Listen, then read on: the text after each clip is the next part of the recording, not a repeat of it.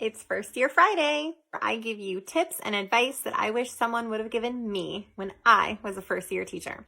When you get a job offer, it might not be for the grade or subject that you interviewed for. Story time.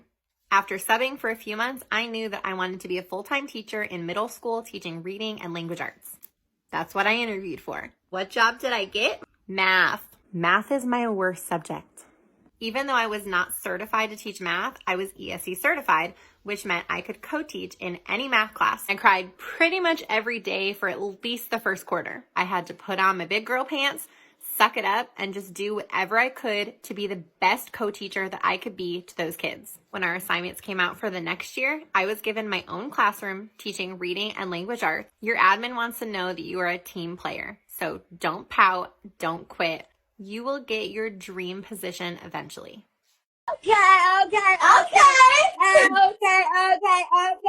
Ooh, this out. Ooh, ass this out. Ooh, hit it.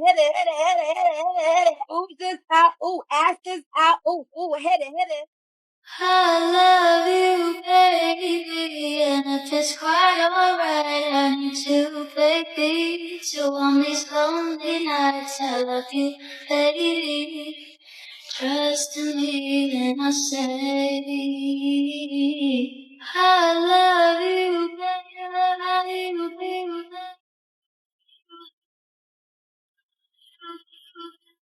I love you.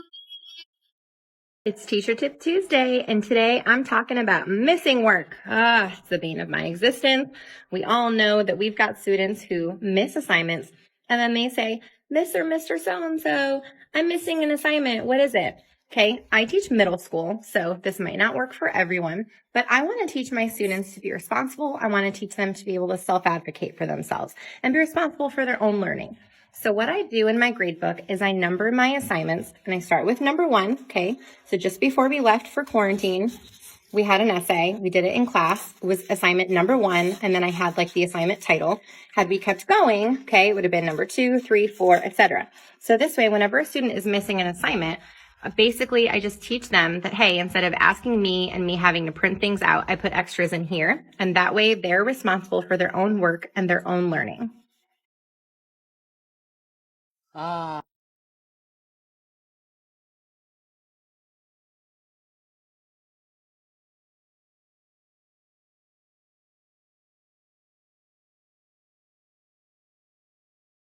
I've been getting a lot of comments and questions about my eraser holder. So today I wanted to introduce you to my gumball machine. I cannot take credit for this idea. I got this idea off of Pinterest and Instagram. And once I saw it, I just kind of became obsessed with it, looked everywhere, and finally found a gumball machine at the Goodwill. It used to be red. Okay, the bottom is metal, the top is glass, so it's pretty heavy. I hand painted it this sort of mint green aqua color because it matches the theme of my classroom. And then I found a tutorial on YouTube to make it free spin. Free spin means I can spin and I don't have to put in any money and I get the eraser out. So my kids really like this. It's just a fun way to store erasers. I put eraser caps. You could also do mini erasers. So there you go. YOU_RE means you are. YOUR means you're. It's First Year Teacher Friday, where I give you tips and advice that I wish someone would have given me when I was a first year teacher. When you get your assignment, find out who is the head of custodial/maintenance. Make them your new best friend. Contact them and find out what are all of the rules, requirements as far as decorating a classroom when it comes to being up to code. And by code, I mean fire code. At my school, head of custodial is the person who walks around with the fire marshal to make sure that everything is up to code. So they are the one who will know how high can something be hung? Can something be hung from the ceiling? What is the ratio of paper to wall in order to pass inspection? Because if it doesn't pass inspection, bye-bye all the pretty things you just spent all summer making or buying or both. My first year in the classroom, I hung all of my stuff too high unknowingly and had to take everything down. So learn from my mistakes. I have a problem. I don't know why I bought these. Well, actually, I do know why I bought these. I bought them because they match my classroom and they're my favorite color. But I literally have no use for them. But then I was thinking, like, I could put books in them, but only one of them will fit a book. And it really only fits like 2 books, and then you can't see the covers. So TikTok, I need your help. How can I use these in my classroom? Let's rate my past classroom ideas. Year 1. Putting flags on my colored pencils. This kind of takes petty to a whole new level. Apparently, as a first-year teacher, I was very concerned with kids stealing my colored pencils. What a waste of time. 1 out of 10. A DIY turn-in bin. This is a bunch of cereal boxes taped together with shipping tape and then covered in wrapping paper. Honestly, this was super easy to make, super cheap.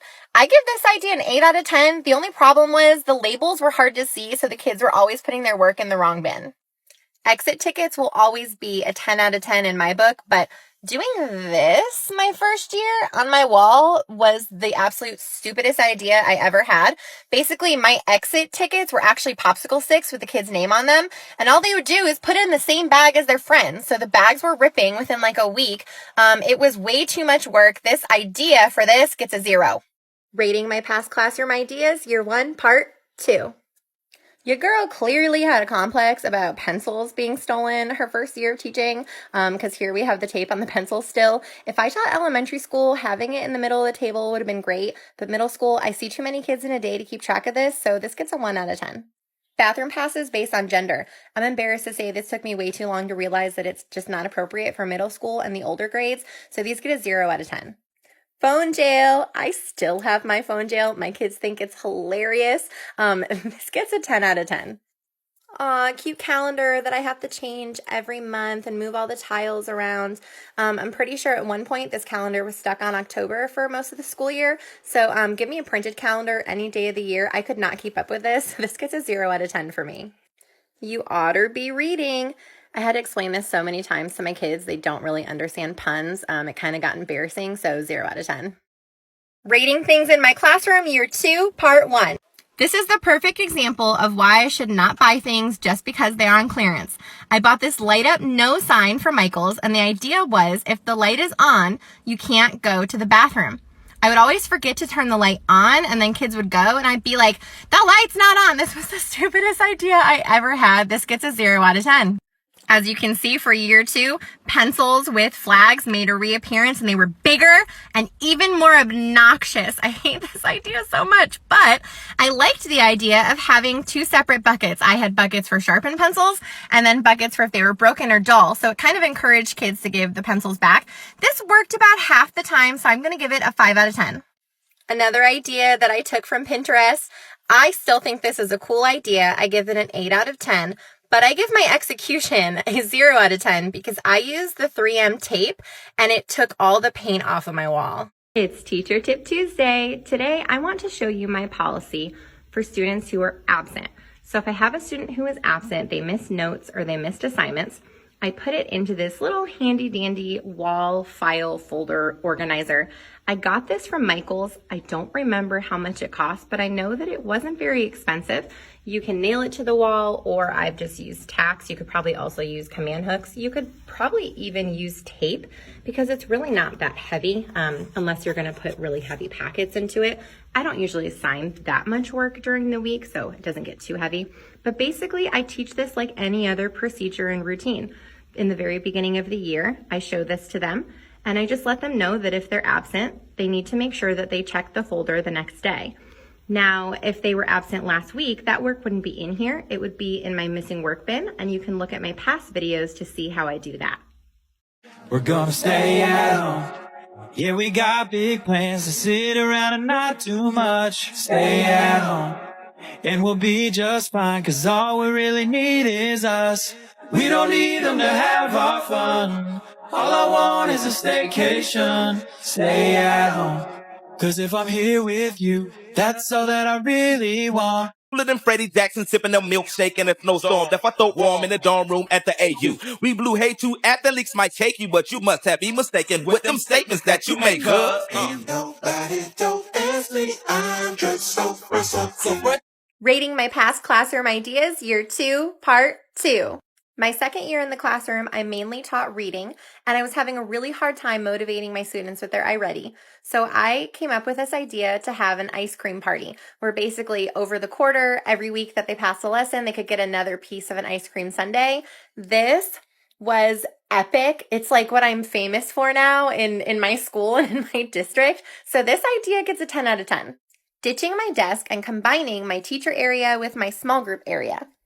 I don't sit at a desk really during the day. I walk around and teach, I stand at my cart, or I sit with kids at my small group table. So it's honestly nice to have my own desk sort of in a separate area. At the end of the day on my planning, I can just relax. I have all my personal items there, and it's just nice to sort of have that boundary with students. But also, on my planning, if another teacher comes in and they want to talk, where do I hide?